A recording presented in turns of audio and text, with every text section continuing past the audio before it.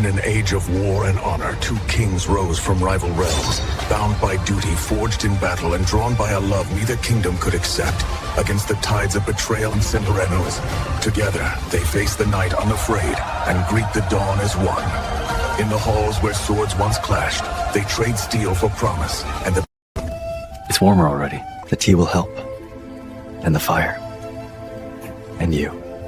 In the historical reality of ancient and medieval Japan, the love between powerful men was a recognized and often prestigious institution known as Nanshoku, male colors, or Shudo, the way of the youth. Unlike the modern Western concept of kings, Japan's elite, the emperors of the Heian court and the shoguns of the military eras, navigated a society where male-male intimacy was not seen as a conflict with their masculinity or their religious duties. In the refined Heian period, these bonds were aesthetic and poetic, often shared between monks or high-ranking courtiers who exchanged verses to express a heart-shattering devotion. By the time of the warring samurai, this evolved into a formal warrior's code. A powerful daimyo, feudal lord, would often take a younger, beautiful samurai as his protege and lover, a bond sealed by an oath of absolute loyalty that was expected to hold even unto death on the battlefield. However, the kingly love story was always shadowed by the rigid demands of lineage and duty. While a ruler's love for another man was socially accepted and even admired as pure, since it wasn't tied to the cold politics of land grants through marriage, he was still strictly required to take a wife and father biological heirs to ensure the survival of his clan. This created a dual life for many historical figures, such as the famous unifier Oda Nobunaga and his devoted companion Mori Ranmaru. Their love was not a secret kept out of shame, but a private sanctuary of trust in a world of constant betrayal. The true tragedy in these historical accounts was rarely the fear of being caught, but rather the inevitability of death in war, or the crushing weight of having to choose the safety of the province over the person they loved most. In the heart of winter, two kings were born to opposite thrones. Their clans demanded power. Their hearts sought something far greater. Amid falling snow and the weight of war, they found each other. Strength meeting strength. Through battle and frost, they bound their vows in blood and in mercy. Together they led an army born of two empires and forged peace upon the edge of the sword. Now, beneath the same stars that once watched their war, they stand as one.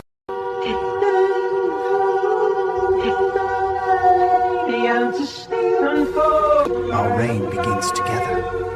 Together. Always.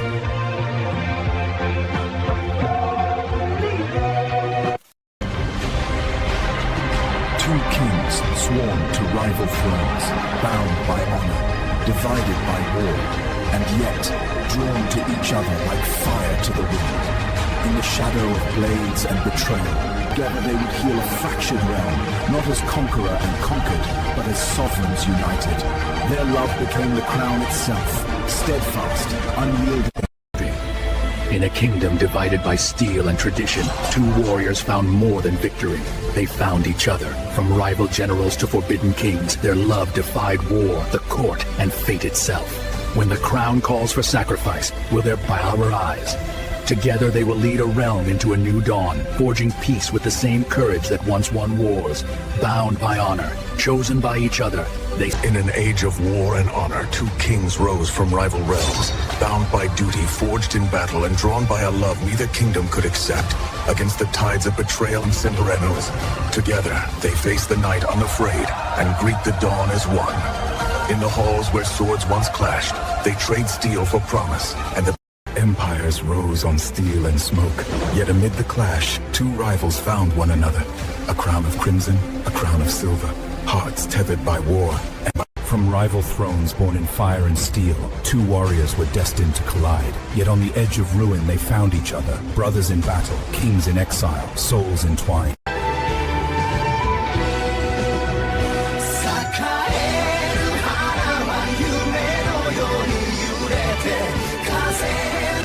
戦国幾度の合戦をくぐり抜けた二人の武士は敵同士として出会い、やがて共に剣を守る名友となった。けれどその心は Fear. In the age of warring states, two warriors met as enemies and survived enough battles to become brothers in arms. Yet their hearts sought something beyond duty and clan, something that drew them gently. You shouldn't have come tonight. Leave you alone in the storm? Never. The war will tear everything apart. Then we will hold it together. You and I. As kings? As one. Whatever comes, I choose you. And I, you. 時は戦国。幾度の合戦をくぐり抜けた二人の武士は敵として出会い、やがて共に剣を守る盟友となった。けれどその心は Two thrones divided by war, two hearts pulled together by fate.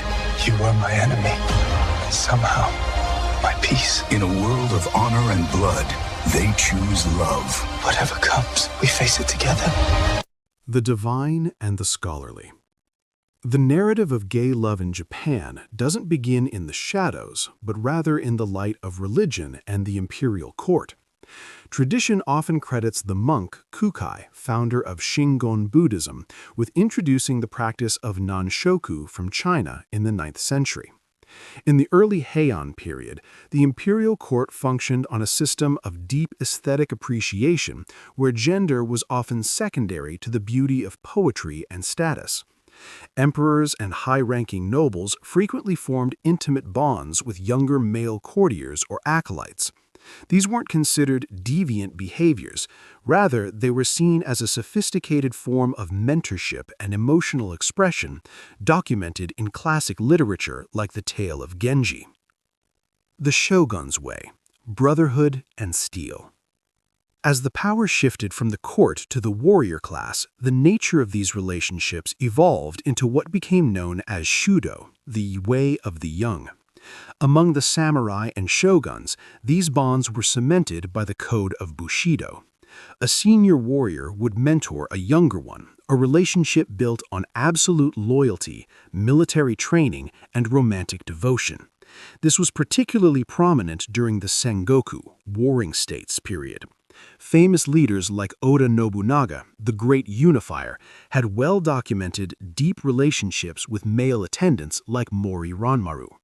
For these kings of the battlefield, a male partner was seen as more reliable and intellectually compatible than a female one, as they shared the life and death stakes of the warrior path. The Edo Zenith and the Shift.